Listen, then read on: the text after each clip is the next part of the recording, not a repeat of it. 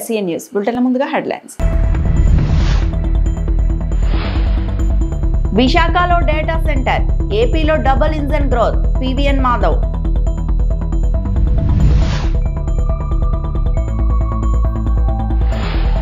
తాడిపత్రి ప్రజలు సంతోషంగా ఆనందంగా ఉండాలని బుగ్గ రామలింగేశ్వర స్వామిని ప్రార్థించిన జేసీ ప్రభాకర్ రెడ్డి.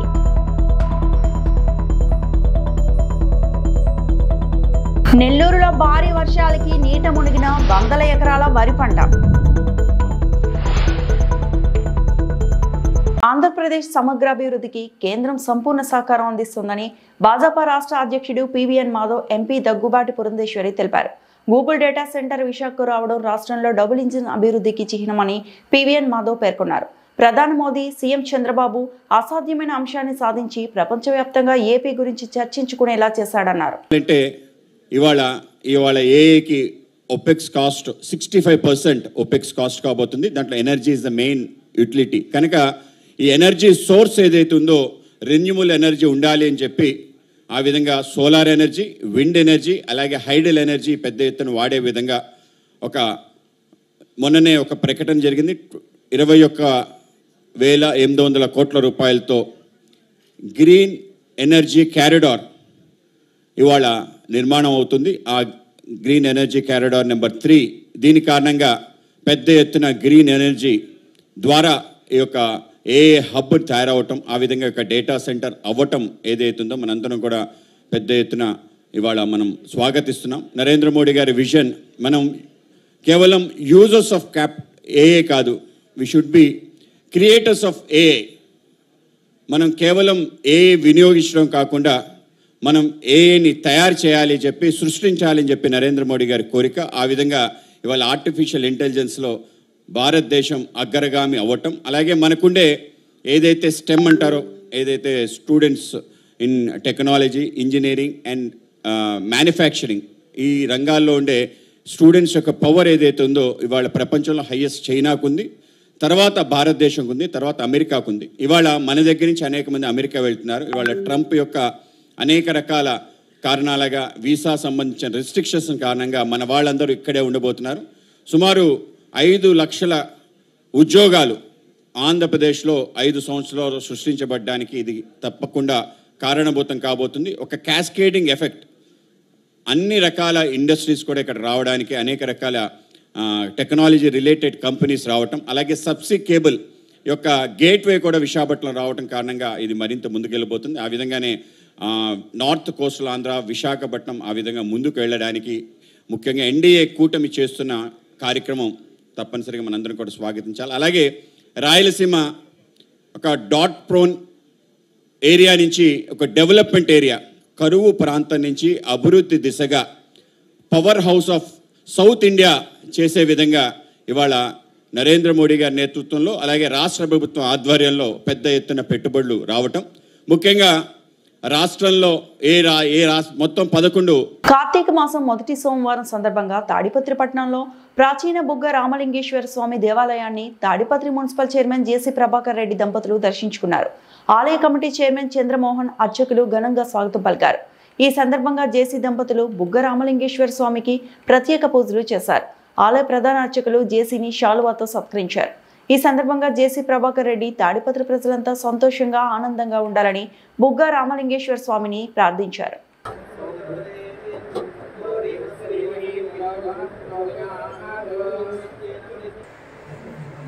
ओम सर्वाणं भवरे सर्वंतं भवरे सर्वैश्वर्यं भवरे सर्वविधं दीर्घामायुः निर्वाणस्य आयुरारोग्यैश्वर्यावृद्धिरस्तु ओम प्रसादफलसिद्धिरस्तु धनकनकवस्तुवाहन व्यवहार व्यापारावृद्धिरस्तु पुत्रगोत्रवंशगोत्रराज्ञावृद्धिरस्तु मनस्संकल्पित सकल दैवकार्य धर्मकार्य शुभकार्य मंगलकार्य समस्तराजकार्य राजद्वारे राजोपके सर्वदा दिग्विजयिना प्राप्ति सिद्धिरस्तु सदा श्री पार्वती बुद्धरामलिंगेश्वर स्वामी देवता आरोग्य संपूर्ण अनुग्रह करुणा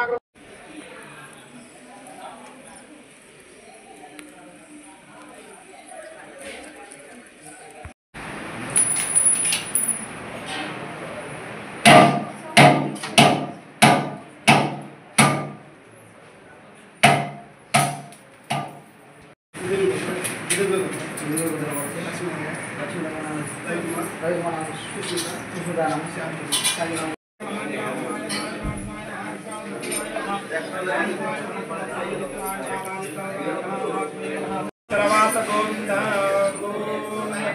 లక్ష్మీ రమణ గోవింద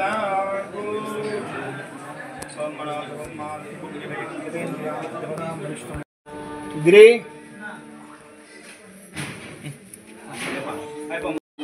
ఓం యో వైతాం బ్రహ్మణా వేదామృతేనా వృతాం పరే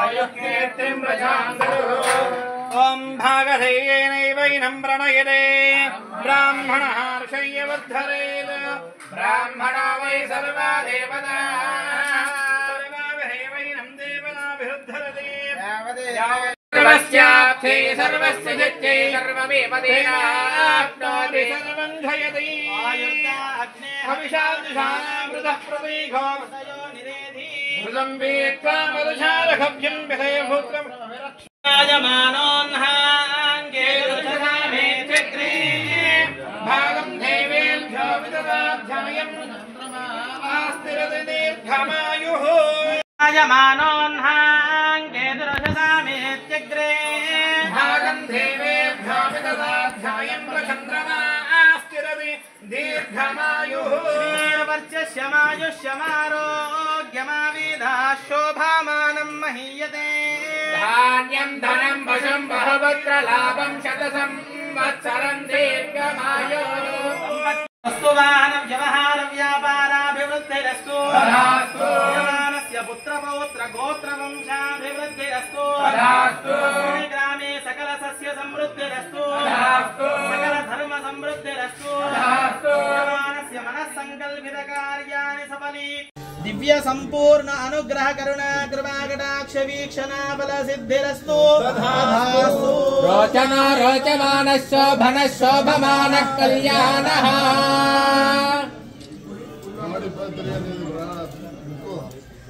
యజమానస్య తాడిపత్రేణ పట్టణాభివృద్ధిరస్తు తథాస్తు. ముందు అది మాట్లాడండి, అది మేమంతా అభివృద్ధి అంతా.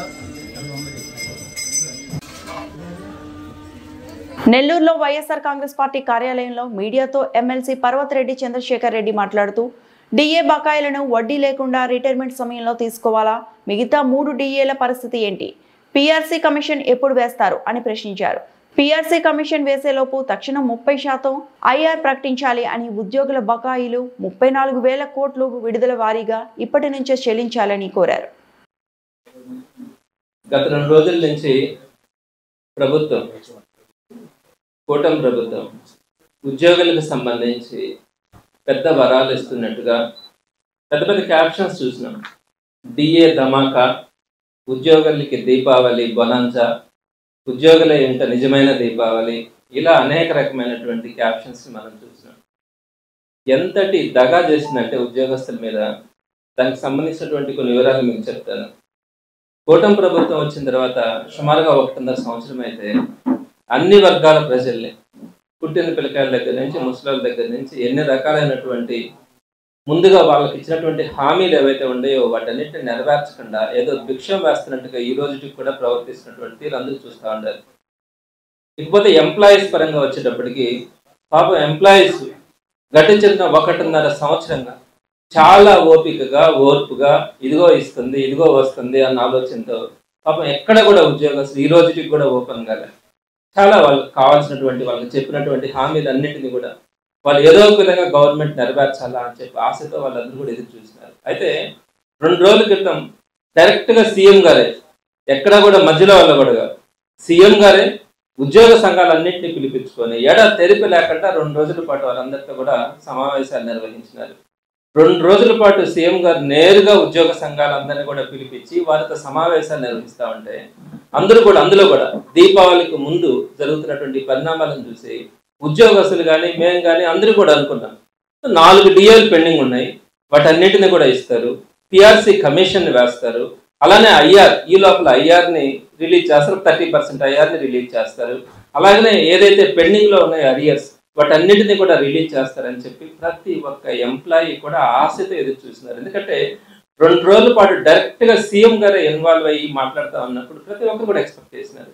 కానీ తీరా చూసేటప్పటికి సాయంత్రానికి సీఎం గారు అర్ధరాత్రి ప్రెస్ మీట్ పెట్టి ఏదో ఉద్యోగస్తులకి ఏదో చేస్తా ఉన్నామని చెప్పి ఆయన చేసినటువంటిది ఒక్క డిఏ ఇస్తా ఉన్నానని చెప్పిన తీరు చూస్తే మొత్తం ఉద్యోగస్తులందరూ కూడా నివ్వెరపోయినారు. ఏంటిది, 4 డిఏలు పెండింగ్ ఉంటే ఒక్క డిఏ ఇవ్వడం, పిఆర్సీ గురించి కానీ పిఆర్సీ కమిషన్ వేస్తున్నానని కానీ ఈ లోపల ఐఆర్ ఇవ్వడం కానీ ఈ లోపల ఏదైతే పెండింగ్ బకాయిలు ఉన్నాయో వాటన్నిటిని ఇవ్వాలన్న ఆలోచన కానీ ఈ విధమైనటువంటి ఎక్కడా కూడా ఆలోచన చేయకుండా ఒక్క డిఏ, ఆ డిఏ ఇచ్చినటువంటి తీరు కూడా దానికి సంబంధించినటువంటి జీవోలో కూడా ఎంత ఘోరమైనటువంటి మోసం కనపడతా ఉందన్నది నేను మీ ద్వారా ప్రభుత్వాన్ని డిమాండ్ చేయదలుచుకున్నాను. ఒకటి, జగన్ 4 డిఏలు పెండింగ్ పెట్టిపోయినాడు, అందులో మేము ఒక్క డిఏలు ఇస్తా ఉన్నామని చెప్పినారు. నేను చెప్తా ఉన్నాను, జగన్మోహన్ రెడ్డి గారు కేవలం 5 సంవత్సరాల పాలనలో మామూలుగా 6 నెలలకు ఒక్క డిఏ ఇవ్వాలా, 5 ఏళ్లకి 10 డిఏలు ఇవ్వాలా. జగన్మోహన్ రెడ్డి గారు ఎన్ని డిఏలు ఇచ్చినారు తెలుసా? 11 డిఏలు ఇచ్చినారు. 5 సంవత్సరాల్లో మీరు పెట్టినటువంటి ఒక్క డిఏ పెండింగ్ ఇవ్వడంతో పాటు ఆయన కంప్లీట్ గా 5 సంవత్సరాల్లో ఇవ్వాల్సినటువంటి 10 డిఏలు మొత్తం కలిపి 11 డిఏలు ఇచ్చినటువంటి ప్రభుత్వం ఏదైనా ఉందంటే జగన్మోహన్ రెడ్డి గారి ప్రభుత్వం తప్ప ఏ ప్రభుత్వం లేదు. పైగా ఈరోజు మీరేమంటా ఉన్నారు, జగన్మోహన్ రెడ్డి గారు 4 డిఏలు పెండింగ్ పెట్టుకున్నారు, దాన్ని నేను ఒకటి ఇస్తా ఉన్నాను అంటున్నారు. మీరేం చెప్తా ఉన్నారు? మీ నోటు కూడా మీరేం చెప్తా ఉన్నారు? 4 డిఏలు ఉన్నాయి, ఒకటి జనవరి 24. శ్రీకాళహస్తి పట్టణ పరిసర ప్రాంతాల్లో గత 3 రోజులుగా కురుస్తున్నటువంటి భారీ వర్షాల నేపథ్యంలో పట్టణంలో కోర్టు వద్ద గల కర్మక్రియల మండపం పక్కన ఉన్నటువంటి చెంబేడు కాలువ వద్ద ఆనుకొని ఉన్న 30 అడుగుల కోర్టు ప్రహారీ గోడ కూలిపోవడం జరిగింది.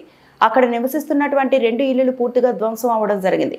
నిర్వాసితులకు భరోసా కల్పించే దిశగా స్థానిక శాసనసభ్యులు బొజ్జల వెంకట సుధీర్ రెడ్డికి వారి సతీమణి బొజ్జల రిష్తారెడ్డికి పై విషయాన్ని చరవాణి ద్వారా సమాచారం ఇవ్వడం జరిగింది. వెంటనే వారు స్పందిస్తూ రెవెన్యూ అధికారులను, సచివాలయ సిబ్బందిని, మున్సిపల్ శాఖ సిబ్బందిని అప్రమత్తం చేసి వారికి తగిన సూచనలు ఇస్తూ వారికి కావాల్సినటువంటి మౌలిక వసతులను కల్పించాలని, అదేవిధంగా కూలిపోయినటువంటి ఇళ్లకు ప్రభుత్వం తరపున నష్టపరిహారం కల్పించే దిశగా చర్యలు తీసుకోవాలని, ఇల్లు కోల్పోయినటువంటి నిర్వాసితులకు దగ్గరలో ఉన్నటువంటి సచివాలయంలో మౌలిక వసతులు కల్పించి వారిని అక్కడ నుంచి పంపించి ఆదుకోవాలని ఆదేశించడం జరిగింది. పై కార్యక్రమంలో తెలుగుదేశం పార్టీ పట్టణ ప్రధాన కార్యదర్శి కాసారం రమేష్, టౌన్ బ్యాంక్ మాజీ డైరెక్టర్ బాలు, ఢిల్లీ బాబు, మహేష్, కోరా రాకేష్, ఎంపీ సీను, నవీన్, కిషోర్ తదితరులు పాల్గొన్నారు. 2-3 రోజులుగా కురుస్తున్నటువంటి ఈ భారీ వర్షాల నేపథ్యంలో స్థానిక శాసనసభ్యులు బొజ్జల వెంకట సుధీర్ రెడ్డి గారు దిశానిర్దేశంతో లోతట్టు ప్రాంతాల్లో ఉన్నటువంటి నిర్వాసితులు ఎవరైతే ఉన్నారో వీళ్ళకి తక్షణమే ఏదైనా అవాంఛనీయమైనటువంటి సంఘటనలు కలిగిన సందర్భంలో ఇటు సచివాలయ సిబ్బందిని, అదేవిధంగా పురపాలక శాఖ అధికారుల్ని, అదేవిధంగా తెలుగుదేశం పార్టీ కార్యకర్తల నాయకుల్ని సమిష్టిగా ఒక తాటిపైకి తీసుకొచ్చి వాళ్ళకి ఏమి కావాలో వసతులు చూడాలని దిశానిర్దేశం ఇవ్వడం జరిగింది. అందులో భాగంగా శ్రీకాళహస్తి నియోజకవర్గంలోనే ఎక్కడికక్కడ తెలుగుదేశం పార్టీకి సంబంధించిన నాయకులు, కార్యకర్తలు, అదేవిధంగా సంబంధిత అధికారులు ఎప్పటికప్పుడు అప్రమత్తమై లోతట్టు ప్రాంతంలో ఉన్నటువంటి నిర్వాసితులకు తగినటువంటి సదుపాయాలు కల్పించే దిశలో ఈ ప్రభుత్వం ముందుకొచ్చిందనేది ఈ సందర్భంగా గుర్తు చేస్తున్నాం. అదేవిధంగా ఈరోజు శ్రీకాళహస్తి పట్టణంలోని కోర్టు పరిసర ప్రాంతాల్లో ఉన్నటువంటి చెంబేడు కాలువ పక్కన ఉన్నటువంటి దగ్గర ఒక 200 కుటుంబాలు కట్టకి ఆనుకొని ఉన్నటువంటి సందర్భం. అదేవిధంగా కోర్టు పరిసర ప్రాంతాలకు సంబంధించినటువంటి ఒక కాంపౌండ్ వాల్ గతంలో నిర్మించడం జరిగింది. ఈ కాంపౌండ్ వాల్ కూలి ఒక 10 మీటర్లు కూలిపోవడం జరిగింది. అదృష్టవశాత్తు ఎలాంటి చిన్నపిల్లలు కానీ, పెద్దలు కానీ, వృద్ధులు కానీ ఎలాంటి వ్యక్తులు లేకపోవడం, మధ్యాహ్నం ఒక 3:30 ఆ సమయంలో కూలిపోవడం జరిగింది. ఈ జరిగిపోయిన సందర్భంలో ఇక్కడ ఉన్నటువంటి ఒక ఇల్లు పాక్షికంగా దెబ్బతినడం, అదేవిధంగా ఇంకొక ఇల్లు కూడా పూర్తిగా డ్యామేజ్ అవ్వడం జరిగింది. దీనిని స్థానిక శాసనసభ్యులు బొజ్జల వెంకట సుధీర్ రెడ్డి గారి దృష్టికి, అదేవిధంగా వారి సతీమతి రిష్తారెడ్డి గారి దృష్టికి తీసుకెళ్లడం జరిగింది. వాళ్ళు నిర్వాసితులకు ఒక భరోసా కల్పించి అధికారులను, ఆర్డీఓ గారిని, అదేవిధంగా మున్సిపల్ శాఖ అధికారులను, సచివాలయ సిబ్బందిని అందరినీ ఒక తాటిపైకి తీసుకొచ్చి వాళ్ళకి అన్ని సదుపాయాలు కల్పిస్తామని భరోసా ఇవ్వడం జరిగింది. జై హింద్. శ్రీకాళహస్తీశ్వర దేవస్థాన ఆలయంలో బుధవారం ఆర్కే రోజా, మాజీ మంత్రి శ్రీకాళహస్తీశ్వర ఆలయానికి విచ్చేసి ఆమెకు ఆలయ అధికారులు ఘనంగా స్వాగతం పలికి ప్రత్యేక దర్శనం ఏర్పాటు చేసి స్వామివారిని దర్శించుకున్నారు. అనంతరం భక్త మృత్యుంజయ స్వామి వద్ద తీర్థ ప్రసాదాలు, స్వామి అమ్మవార్ల చిత్రపటాన్ని ఆలయ అధికారులు అందజేస్తారు. ఈ కార్యక్రమంలో వైసీపీ నాయకులు లోకేష్ యాదవ్ పాల్గొన్నారు.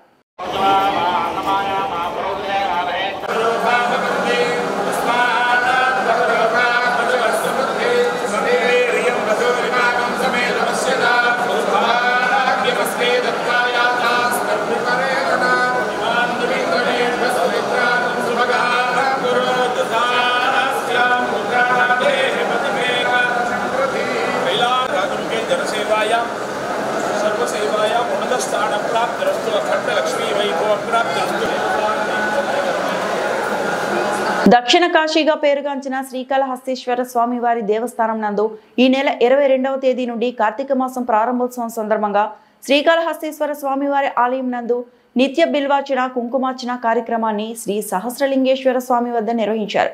ముందుగా అర్చకులు కలశ స్థాపన, గణపతి పూజ, పుణ్యాహచనము, కలశానికి పుష్పాలతో పూజలు చేసి బిల్వాలతో కుంకుమతో అర్చన చేశారు. ఈ కార్యక్రమంలో డిప్యూటీ ఈవో కృష్ణారెడ్డి, ఆలయ సిబ్బంది పాల్గొన్నారు.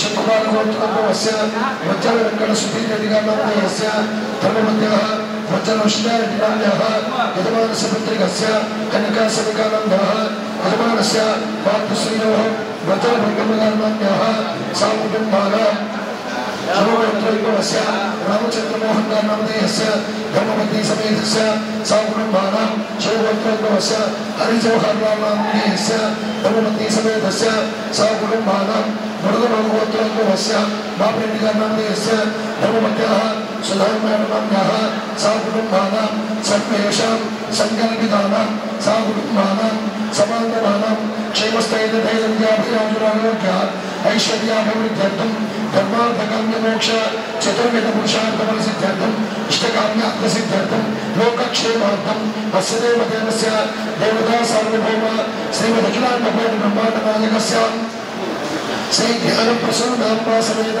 श्रीकाళहस्तीश्वर स्वामिनः प्रीत्यर्थं यदं कार्तिक मासे प्रथमायां प्रारभ्य अमावास्य पर्यन्तं श्री ज्ञान प्रसूनाम्बा समेत श्रीकाళहस्तीश्वर स्वामिनः प्रीत्यर्थं निर्मार्चन पूजाख्यम् आचार्यमुखेन करिष्ये कैलासवासे भगवान् श्रीकाళहस्तीश्वर शिवः करोतनित्यकल्याणं करुणावरुणालयः आदौ निर्विघ्नेन समाप्यर्थो महागणपति पूजां च करिष्ये अपवस्पृश्याम्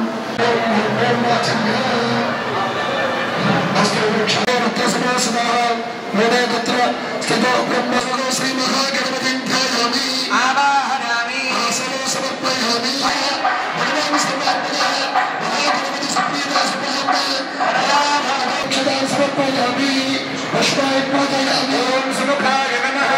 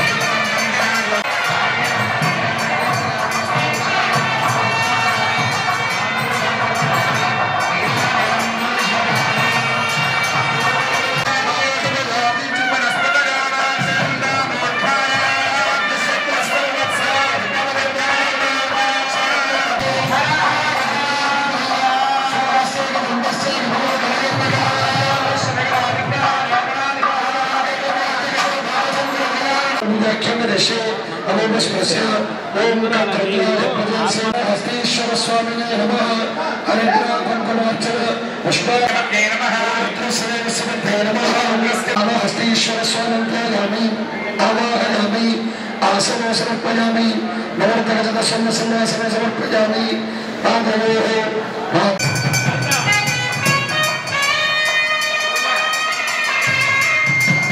పాలకొల్లు పంచారామ క్షేత్రం శిరోభాగ నిలయం శ్రీ క్షీర రామలింగేశ్వర స్వామివారి ఆలయంలో ఈ రోజు కార్తీక మాసం ప్రారంభం సందర్భంగా తెల్లవారుజాము నుంచి అధిక సంఖ్యలో భక్తులు స్వామివారిని దర్శించుకొని అభిషేకాది కార్యక్రమాలు నిర్వహించారు.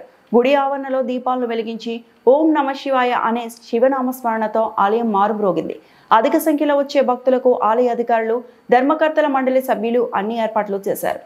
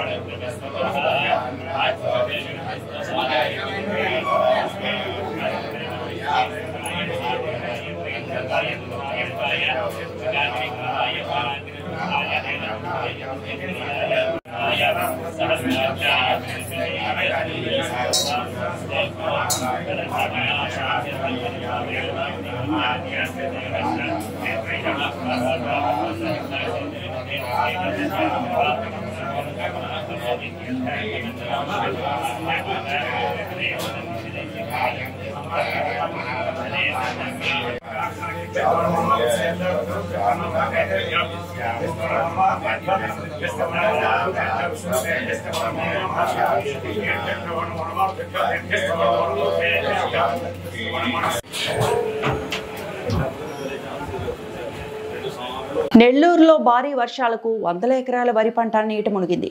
ఆత్మకూరు నియోజకవర్గంలో 3 రోజుల నుంచి వెలుతురు లేకుండా భారీ వర్షాలు కురుస్తున్నాయి. అనంతసాగరం, చేజర్ల మండలాల్లో దాదాపు 1500 ఎకరాల వరి పంట నీట మునిగింది. కనీస పెట్టుబడి కూడా రాలేదు. ప్రభుత్వం మమ్మల్ని కాపాడాలని అన్నదాతలు వేడుకుంటున్నారు.